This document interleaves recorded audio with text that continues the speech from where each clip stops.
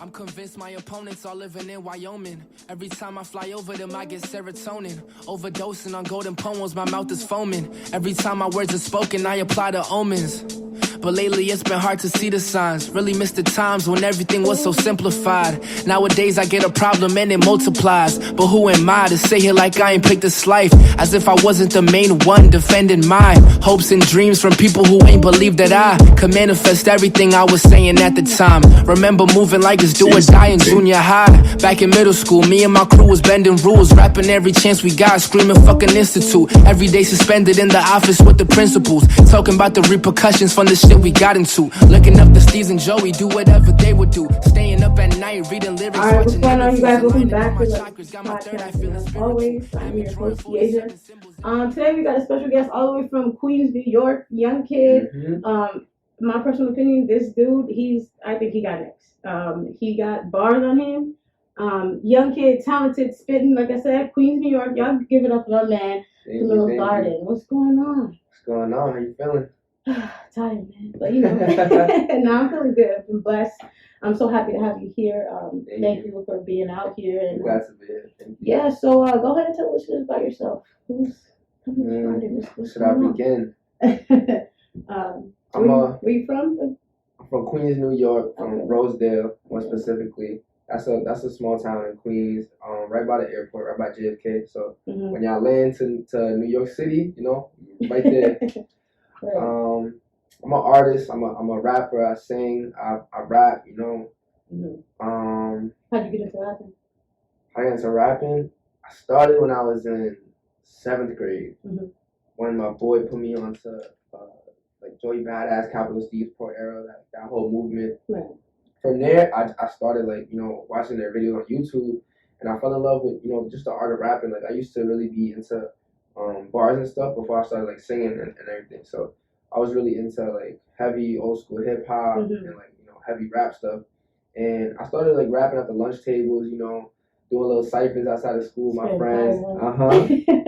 Definitely. And people liked it, you know. I saw like, you know, I spit a bar and people go, oh, you know. I like that feeling. So it was fun. I was like, you know. That's how when I listened to that, y'all check that out, Garden Flow on YouTube with my man here. Check that out. When I listened to that, that's what I was like, damn, like, like I'm telling y'all, like he was spitting. But so who's your favorite rapper? My favorite rapper of all time is Capital Steve. Capital Steve. Rest in peace. Okay, why? Why is he your favorite? What makes you your favorite? I mean, on top of his own, like, you know, artistry and his own creativity and his own just everything about him that's dope. The reason I like him the most is because he's what made me get into the music game, you know, before anything else. Right. So I have that, you know, personal connection and personal bond with his stuff, with his music, you know, because that's the whole reason why you know I am where I am today. Because I found out about him and his whole movement, and I fell in love with rap. So now let's just get into it. Now I want to ask and bring up again the Garden Flow. So now listening to it, there's something you said I think towards the end about like platform and changing on. How do you feel about rappers, like especially ones who are like, you know, A-list and you know, big time? How do you feel about them using their platform to help, you know, to help spread change in this world? I feel like it's a lot going on, and we need more of those people in that status because their voices are going to bring the change. So what do you feel about that? You know, I feel like it's complicated. I feel like alright, so if you have a platform, you definitely have the right to use it and, you know, and say whatever you want. Like, I think the problem is that so many people expect a certain viewpoint from celebrities. And at the end of the day, I feel like, you know, they're people just like anybody else. You know how everybody has a different opinion on stuff? Right. They have their own opinions. And I feel like we shouldn't restrict them or expect them to have a certain viewpoint just because they're a celebrity. And on top of that, expect them to share their beliefs or do stuff. I feel like, don't get me wrong, it is important to use a platform for good if you so choose to. But we shouldn't expect everybody to do it. Just how we shouldn't expect, you know, a normal person on the street to be a whole activist, you know, just because somebody's good at making music and gets a lot of views on YouTube, you know, that don't make them any more educated or ready to speak on a topic. But like I said, if they want to, that's fine. I'm just saying, you know, I feel like we shouldn't expect people to do stuff because you know, it could backfire too. I feel like, you know, you want somebody big to speak on a topic, and they come out and speak, and they don't got your opinion. That was like, bro, you know, did I change your whole view on them as an artist? Exactly. All right. So growing up in New York, let's talk about that. How was that growing up in New York? Just off the bat, how was that? It was valid. You know, I love New York. I love like the town I grew up in, Rosedale, because I feel like Rosedale really gave me like a whole view on a lot. Because for the people that don't know, Rosedale is like the last town in Queens before you get to Long Island in New York. So for anybody that don't know, Long Island is like more towards the east of the whole like New York City strip, and then Queens is like in the middle. You got Brooklyn over here, but I feel like Rosedale is a cool spot to grow up in because it's you know, it has its hood tendencies, but it's not really as bad as, you know, some neighborhoods a few towns over. And on top of that, it's next to Valley Stream, which is one of the first towns of Long Island. So growing up in Rosedale, I was able to kind of see, you know, both sides of the coin. You know, I got the more what people consider hood, you know, viewpoints from one side going more towards Queens, and then I could kind of see the other side of it, you know, more like just a better neighborhood, like for lack of better words, on the other side.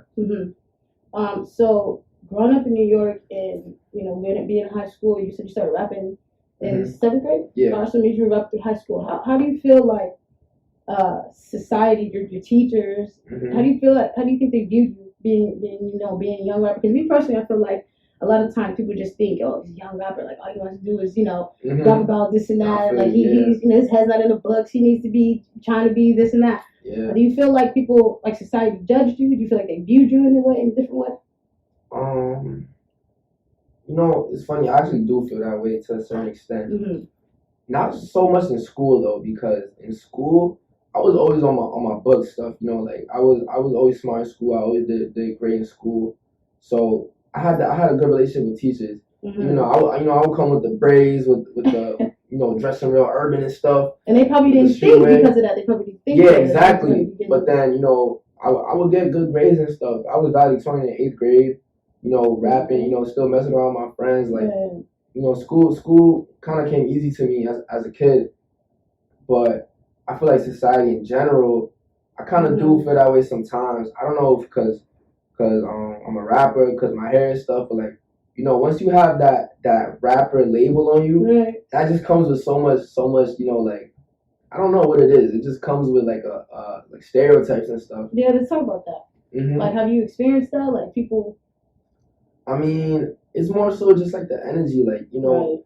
For example, when I meet somebody and they be like, "Oh, you a rapper?" Like, I don't even know what to say. Like, I'm gonna be like, "Yeah, I am a rapper," but like, now what do you think? Like, oh, they be like, "Oh, you a SoundCloud rapper?" Remember, you know, like we used to say that back in the days, a SoundCloud rapper. You know, it just comes with a lot of stereotypes, but that's why I kind of like to consider myself an artist. Okay. You know, I could rap too, but I like to say I'm an artist. Right. Yeah, I like that. And now, so you said you're 19 and you're Colombian, correct? Yeah. How was that with your family? Your background being Colombian, did they feel any kind of way with you taking this kind? Not really. I mean, my parents is really supportive. You know, my family is really supportive. Shout out to them. Nah, I mean, it's not really anything. My parents, you know, before anything, my parents really pushed education to me as a child. You know, which I appreciate. I'm grateful for. Before anything, you know, my mom just told me, my dad too, like, you know, like besides career and money and all that, you got to be a good person. You know, they taught me good values, how to be a real person, how to be nice to people. You know, just stuff like that. And that's what they really wanted to instill in me. Besides all the money, all the career, whatever I choose, you know, just be a good person. With your dad? Yeah. Yeah, I only ask that because I feel like it's always portrayed that, like, you know, the mom is the only one who's always there. Yeah. And I feel like dads don't get a lot of recognition. So that's why I asked. I feel you. I do feel like it's important to have a 2-parent household, or try to. Definitely, that's super important. Yeah, super and important. It does, in my opinion, kind of affect how the child turns out to be. But anyway, so again, back to being 19 or young, I want to ask you how. Well, first of all, I think that nowadays mental health is getting more recognized. Yeah. People are more understanding or aware of it. I should say aware of it. So, but I do feel, especially within the younger generation, people more around your age, that it's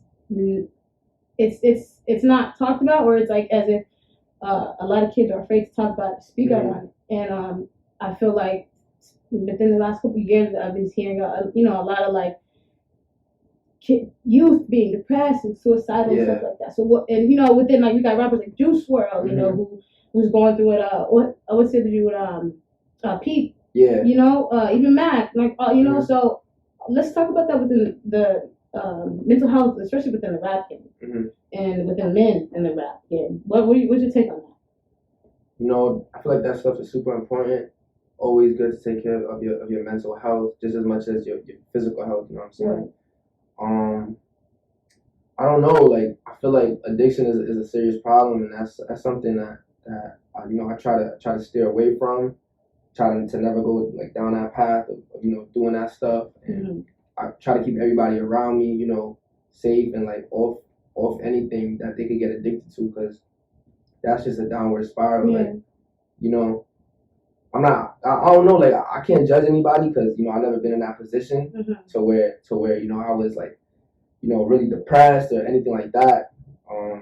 Thank God. But I feel like, I don't know, like I can't really speak on it, because I never really what I mean. What do you think, or why do you think, I should say, that the younger generation struggles with that so much? I mean, like when I was, I'm gonna throw my age out there. I just hit 30. Okay. So we got a 10-year difference, basically, right? So, but when I was, growing up, like we had, my peers, certain people that I knew, who was going through depression. It's out there, but I do feel like it's more prominent now within the younger generation. I also agree. Yeah. But why do you think that is? And especially, in the music game too. I could give my opinion on it. What I think. Yeah. What do you think? You know what it could be? I feel like we live in an age of social media, and it's really, I'm not gonna talk down on Instagram and everything, because I like it. It's fun. I have a good time on that stuff. Right. But I feel like it has its downsides in a way where, like kids, they it's just comparison. It's straight up just comparison. Everything you see on your timeline.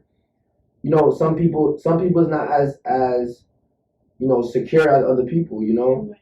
They see something and they're like, damn, I wish I had that, or I wish I could do that. And not everybody feels the same way about certain stuff. So some people, it gets to them, and you keep obsessing about what other people have, or what other people is doing, and like even me, like sometimes I be on Instagram and I see the rappers, the big celebrities doing stuff. I'm like, damn, like I take it as motivation though. I take it as motivation. I'm like, yeah, one day, But I think that's what it is.